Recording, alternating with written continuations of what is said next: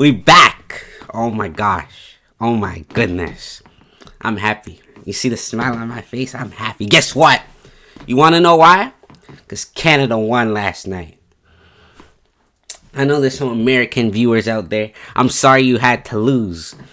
I know you guys were feeling a little hype after you beat us on a Saturday. Guess what? Winning is for a moment. Success is forever. We are ingrained in history. Winners. Don't try to take our sport. And don't try to take our country. That's all I'm going to say. No more politicalness in this video. Today we are talking about the Patriots draft. Yes, the draft. I'm outlining 5 scenarios for our 4th overall pick today. I'm sorry for bragging and boasting. I didn't mean to do that. But, I'm extremely happy about that victory. It sends a message. Not to the American people, but to the American government. You are not allowed to belittle us, make us feel small, try to tell us that you're going to take over our country. They're acting like we're some small nation. We're a bigger country than you. The only thing is, you have more money, which you're horribly wrong. That's besides the point. Let's get into scenario number 1. Trade back. You may be wondering, why would you trade back? What reason do we have to trade back? Truth is, this draft isn't the strongest draft out there. Meaning, players we may want at 4 may not possibly be at 4.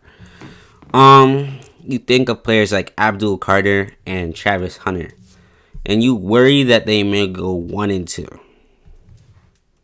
1 and 2. Which would leave you in a spot where you can feel comfortable with trading down. Because then the 2 quarterbacks are left. Shedeur Sanders and Cam Ward. If none of them go to Tennessee or Cleveland. I believe if they don't go to Tennessee or Cleveland, the first quarterback will be taken by the Giants. And I think if it's the Giants, they will take Shedeur Sanders. Not because he's a better player, but I think they already like him. I think they're infatuated with the idea of Shedeur Sanders. He's more suited for that big market team because the name itself, he's used to the spotlight. He's used to being scrutinized and placed at a higher pedestal than other players due to the expectations that come with being a part of Deion Sanders' family. But trading back, if that was the situation, I'm not mad about. I'd say I'm comfortable trading back to 6, maybe even 7, possibly 9. So those teams would be Las Vegas, New York Jets, and the Saints. I'm not leaving the top 10 though. I will not leave the top 10. I'm most comfortable with dropping to 6 because how that draft would shake out due to making that trade based off who already went by the time we got to 4. I'm comfortable with the prospect that I may be able to get at 6. I feel more comfortable with taking a Ted McMillan or a Will Campbell at 6 than I am at 4. Because I believe there's a tier in this draft. I think it's Abdul Carter and Travis Hunter up here, right? And then everyone else.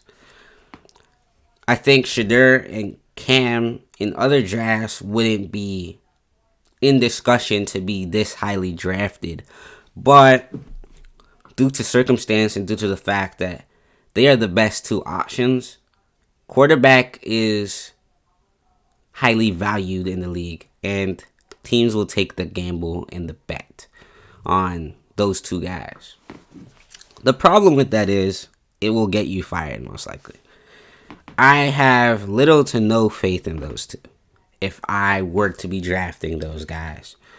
And if it doesn't pan out, it could go really bad for whoever decides, I want that guy as my franchise QB. I'd be more scared if I were the Giants than the Titans, because the Titans just hired their new GM. Whereas Joe Shane and Brian Dable have been in New York for a couple years at this point. And New Jersey Giants.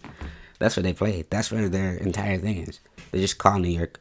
But the time on the clock is ticking for them.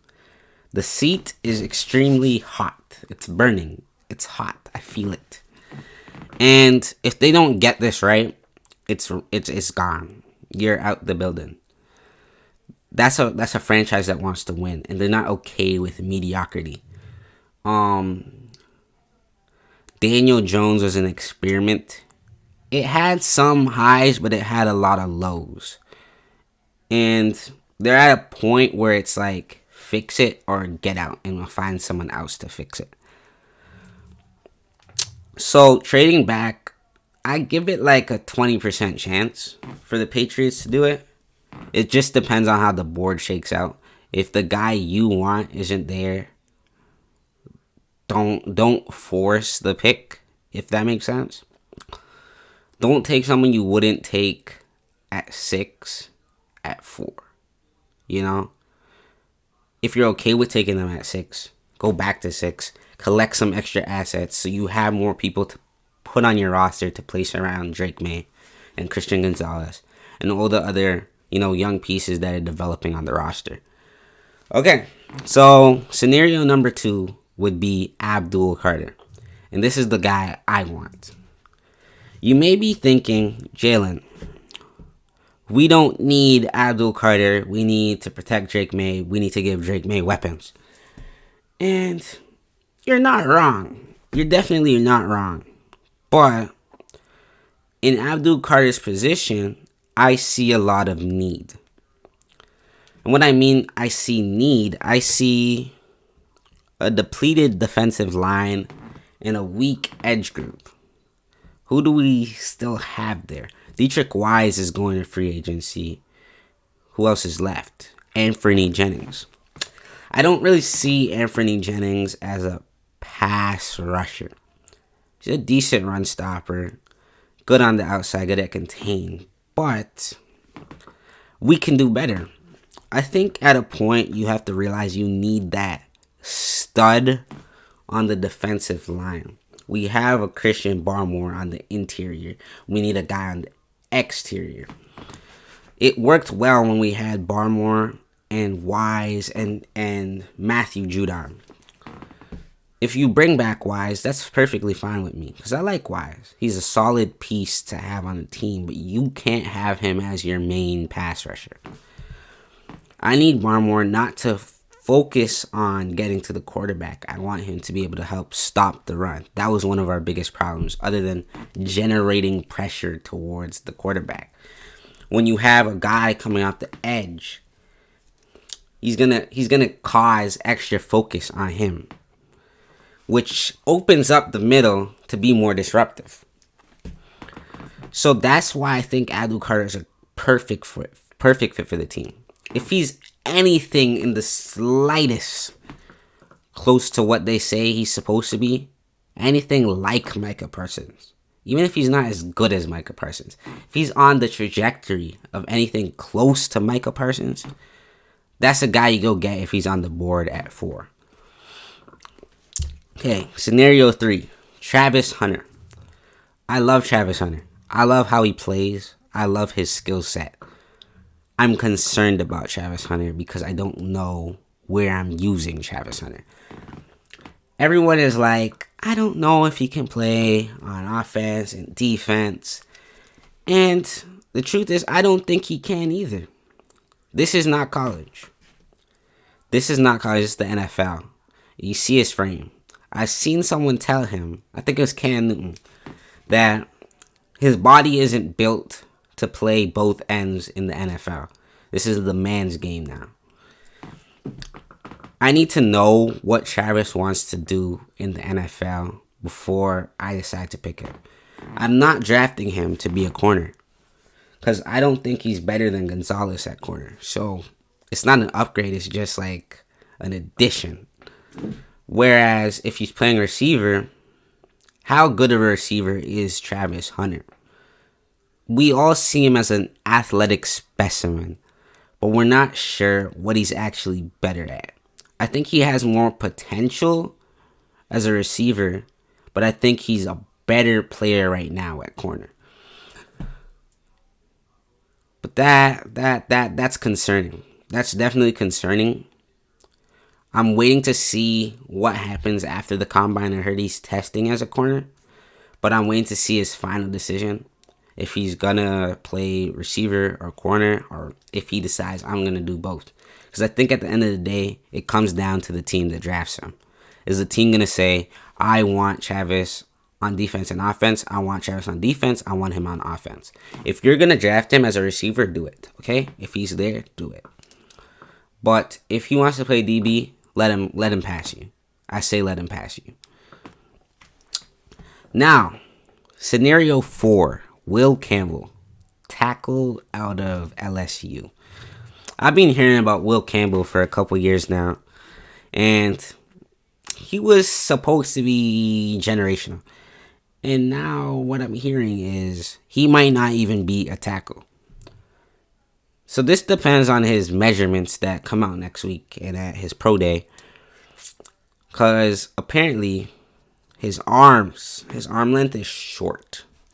I believe the threshold is 33 inches or something like that.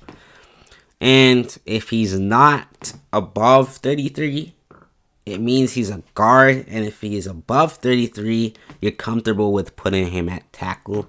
I think this was the same thing that happened with Peter Skoronski, who came out of Northwestern, I believe 2 years ago. And now he plays guard for the Titans. He was a really good tackle prospect, but it didn't transition to the league where they had to put him on the inside because it fit his profile better. So depending on how he tests and how he gets graded out will determine whether or not I believe this is a good option for our team.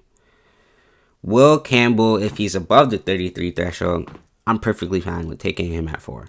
I think he has the talent to be a really good tackle in this league. And what we need is to protect Drake May. How many times did you see him get popped? Because no one was there to protect him. I did this example in one of my videos, I believe, with DeMontre Jacobs or Vidarian Lowe. Let me stand up to do it. So, they'd be in the stance like this, right? Ready, say hi. And they go. The D lineman, the edge man, comes around. They stand like this. And then they let him go. This is Drake May, and they go boom. They get it. The key thing in the NFL when it comes to success is protecting your quarterback, especially on the edge, meaning your 2 tackle spots. I believe our interior is not as bad as it seems. It was extremely banged up this year, but I think we have the talent on the inside where I'm comfortable with those guys. I need security on the outside. Will that come in Will Campbell? I don't know. Will we get that addressed in free agency with a guy like Ronnie Stanley? It's possible. We have the money to do it, but are we going to do it? We've seen in recent years where we've thrown money at players and it didn't pay off. I think notably, you think of a guy like Calvin Ridley last year. We threw a bag at that man and he chose Tennessee over us. We really need to get free agency right this year. Get the right pieces, get the right guys who fit our schemes and our system. It's not always about name. It's about fit. I think that was something that Bill did extremely well with his free agent signings. They never were always the biggest name on the market. They fit what he wanted to do on offense or defense, and that's why those players succeeded. And then when they left, because we made them look so good, and they got their big payday, they were trash on the new team. Well, I'll leave that there. And then option 5, trade for an established player. This is the option I'm least in favor of, because I think this pick is valuable for us. And I'm not sure many teams are going to want to give up an established guy for the 4th overall pick this year. The draft class is just not that strong. And the players you can probably get back are probably not what you want. Probably not what you're looking for. I don't think it's reasonable to trade this pick for T. Higgins. I don't think he's good enough for that. I don't think you're going to pry a Jamar Chase or, other big name receivers who are coming towards the end of their contract. I'm not throwing this pick for a Cooper Kupp or a Deebo Samuel. Those guys shouldn't even be in the question. I'm not doing it for Garrett Wilson even. And I love Garrett Wilson. I think he'd be the perfect receiver for the Patriots right now. Just don't trade it for the established guy, because the established guy is probably not worth the 4th overall pick. And those teams are probably going to say no to your 4th overall pick, because the asset's just not as valuable as it was last year or the year before. This draft class is not strong and extremely top heavy, I guess you can say, but there's not enough depth. It's not a deep class. I don't know enough of the players yet. Usually when it's a deep class, you know about the guys going into the combine.